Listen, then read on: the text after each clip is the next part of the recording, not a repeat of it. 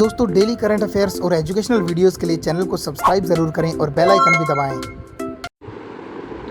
Hello everyone, welcome to exam class work. दोस्तों आज के वीडियो में डिस्कस करेंगे 11 जून 2021 के करंट अफेयर क्वेश्चंस और कोशिश करेंगे क्वेश्चंस के साथ साथ में उनसे रिलेटेड जितने भी फैक्ट्स हैं वो भी मैं आपको बता सकूं ताकि आपकी तैयारी और अच्छे से हो सके। पहला प्रश्न देख रहे हैं।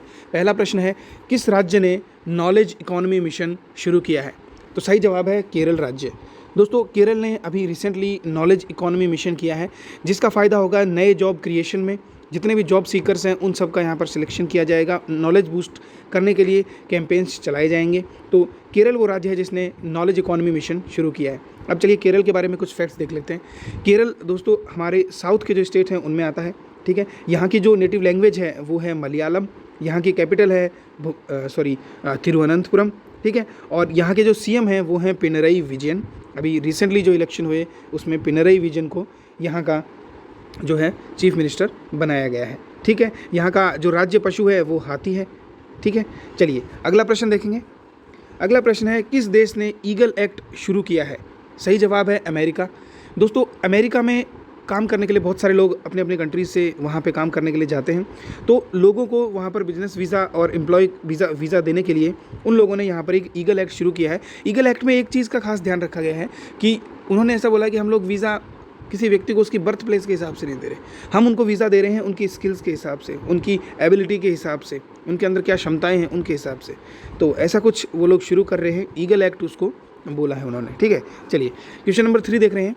नीति आयोग और पीरामल फाउंडेशन ने कौन सा कार्यक्रम शुरू किया है जिससे कोरोना के मरीजों को होम केयर सपोर्ट मिलेगा? तो उन्होंने शुरू किया है सुरक्षित हम सुरक्षित तुम। ठीक है, नीति आयोग दोस्तों योजना आयोग के स्थान पर जब बीजेपी गवर्नमेंट आई उन लोगों ने बनाया था 2015 में। इसके जो वाइस चेयरमैन हैं वो हैं अरुण पनघड़िया और जो इनके चेयरमैन होंगे वो हैं हमारे देश के जो भी प्रधानमंत्री होंगे वो इसके चेयरमैन होते हैं हमेशा। ठीक है, तो पीरामल एक जो है फार्मास्यूटिकल कंपनी है, मेडिकल से रिलेटेड चीज़ें बनाती है। तो इन दोनों ने मिल करके यहाँ पर सुरक्षित हम सुरक्षित तुम योजना बनाई है। ठीक है, चलिए क्वेश्चन नंबर 4 देखेंगे। आयुष मंत्रालय के द्वारा कौन से औषधीय पादपों से संबंधित कोई बुक है जो लॉन्च की गई है? दोस्तों अभी जो स्टार्ट की है वो है 20 medical plans for 2021 for covid care. ठीक है, आयुष मंत्रालय से किरण रिजिजू मंत्री हैं, उन्होंने यहाँ पर इस बुक का जो है लोकार्पण किया है। अब इस पुस्तक में क्या होगा कि 20 इस तरह के पौधे जो औषधीय पादप हैं उनकी जो यूजेस हैं कोरोना से लड़ने में वो सारे यूजेस बताए गए हैं। और इस बुकलेट में सारे पौधों के बारे में डिटेल्ड उनकी जानकारी, वो कहाँ पाए जाते हैं, किधर मिलते हैं, क्या उनकी स्पेसिफिकेशंस हैं, प्राइस क्या रहेगी, वो सारी चीज़ें इसमें बताई गई है। ठीक है, चलिए क्वेश्चन नंबर 5 देखेंगे। रिसेंटली इलेक्शन कमिश्नर बने हैं कौन? देखिए उनका नाम है अनूप चंद्र पांडे।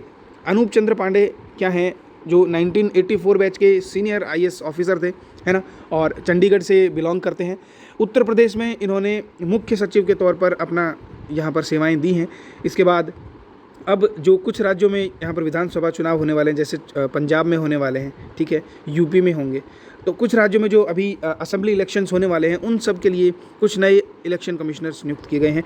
तो उनमें अनूप चंद्र पांडे का भी नाम है। ठीक है, चलो अब देखेंगे अगला प्रश्न।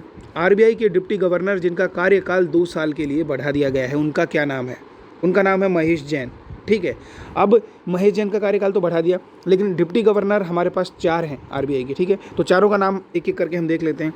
देखिए मिस्टर एम के जैन हैं जो 2018 से चल रही है, जिनका कार्यकाल और आगे भी बढ़ा दिया गया है। ठीक है, उसके बाद यहाँ पर डॉक्टर एम.डी. पात्रा हैं जिसे 15 जनवरी 2020 से उनका कार्यकाल शुरू हुआ। एम राजेश्वर राव हैं, ठीक है, और टी रविशंकर हैं जो रिसेंटली मई में उनको सिलेक्ट किया गया था। तो यहाँ पर 4 डिप्टी गवर्नर आपने देखे, T Ravishankar, M Rajeshwar Rao, doctor M D. Patra और एम के जैन। ठीक है, और हमारे जो गवर्नर हैं वो शक्तिकांत दास हैं जो कि 25वें गवर्नर हैं आरबीआई के। ठीक है, तो आपको ये सारे फैक्ट्स याद रखने हैं क्योंकि ज़रूरी नहीं है जो क्वेश्चन मैं यहाँ पर लिख के आपको दे रहा हूँ वही क्वेश्चन एग्जाम में आएगा, उससे रिलेट करता हुआ कोई और क्वेश्चन भी पूछा जा सकता है। ठीक है, चलो अब क्वेश्चन नंबर 7 देख रहे हैं। बंधन बैंक में सीईओ और एमडी के तौर पर किसका कार्यकाल 3 साल के लिए आगे बढ़ा दिया गया है? जवाब है चंद्रशेखर घोष। दोस्तों ये जो प्राइवेट बैंक से इनके सीईओ का डिक्लेरेशन करने के लिए भी आरबीआई का इसमें इन्वॉल्वमेंट रहता है। अब बंधन बैंक 2015 में बना था जिसके फाउंडर चंद्रशेखर घोष थे और अब जो है ये बैंक काफ़ी अच्छा बिजनेस कर रहा है। इसमें लगभग 50,000 लोग लोगों को यहाँ पर रोज़गार भी मिल रहा है। इनकी जो स्ट्रेंथ है वो 47,800 कुछ है। तो आप मोटा मोटा एक आइडिया ले सकते हैं कि 50,000 लोगों को यहाँ पर इन्होंने रोज़गार दिया है। को फाउंडर में चंद्रशेखर घोष थे, उनको ही आगे CEO और MD के तौर पर उनका कार्यकाल 3 साल के लिए आगे बढ़ा दिया गया है। ठीक है, तो याद रहेगा। चलिए अगला प्रश्न देखेंगे, क्वेश्चन नंबर 8। सेबी ने भारत में म्यूचुअल फंड्स में निवेश कितने रुपयों तक अनुमत कर दिया गया है, यानी कि कितने रुपए तक का यहाँ पर निवेश करने की अनुमति मिल गई है। जवाब है $1 बिलियन तक। देखिए security exchange board of India जो हमारा सेबी है, उसमें पहले देखिए विदेश से निवेश करने की जो अनुमत राशि थी वो $600 मिलियन तक थी, लेकिन उसे अब बढ़ाकर $1 बिलियन कर दिया गया है। ठीक है, चलिए अगला क्वेश्चन देखेंगे, क्वेश्चन नंबर 9। गुजरात के द्वारा असंगठित क्षेत्र के लिए कौन सा पोर्टल शुरू किया गया है? उस पोर्टल का नाम है ई-निर्माण। ई-निर्माण पोर्टल के तहत वहाँ पर असंगठित क्षेत्र के लोगों को रोज़गार देने के लिए, उनकी जो सैलरी स्ट्रक्चर है उसको निर्धारण करने के लिए ई-निर्माण पोर्टल बनाया गया है। अब कुछ बातें देख लेते हैं गुजरात के बारे में। गुजरात हमारे जो वेस्ट के जो स्टेट्स हैं, जैसे कि राजस्थान हो गया, पंजाब, राजस्थान के साथ गुजरात है, मध्य प्रदेश है, ठीक है, तो इनके अंतर्गत आता है। गुजरात की जो राजधानी है वो गांधीनगर है। ठीक है, गुजरात के जो मुख्यमंत्री हैं विजय रूपाणी हैं। ठीक है, गुजरात के अंदर गिर नेशनल फॉरेस्ट भी है जहाँ पर एशियाटिक लॉयंस, ठीक है, यानी एशियाई शेर पाए जाते हैं। ठीक है, गुजरात की जो ऑफिशियल लैंग्वेज है वो गुजराती है। चलिए अगला प्रश्न देखेंगे, प्रश्न संख्या 10। Near field communication NFC based identity cards, यानी कि NFC बेस्ड IDs बनाने वाला पहला राज्य कौन सा बन गया है? सही जवाब है पंजाब।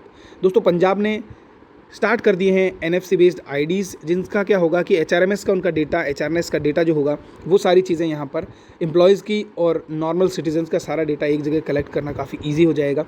ठीक है, जिससे किसी भी तरह की कोई चोरी होती है या किसी भी तरह का कोई फ्रॉड होता है तो ईजिली डिटेक्ट किया जा सकता है कि कौन इसमें इन्वॉल्व है। तो पंजाब पहला स्टेट बन गया जिसने ये चीज़ शुरू कर दी है। पंजाब के बारे में कुछ फैक्ट्स देख लेंगे। यहाँ की कैपिटल है चंडीगढ़। ठीक है, लैंग्वेज पंजाबी आप जानते ही हैं। जो यहाँ के CM हैं कैप्टन अमरिंदर सिंह हैं, यहाँ के मुख्यमंत्री। तो ये कुछ फैक्ट्स थे। तो दोस्तों ये 10 प्रश्न थे आपके 11 जून 2021 करंट अफेयर्स। उम्मीद करता हूँ वीडियो आप लोगों को पसंद आया होगा।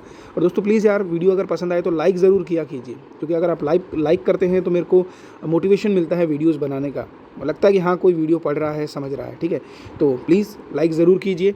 Wish you all the very best. Bye bye.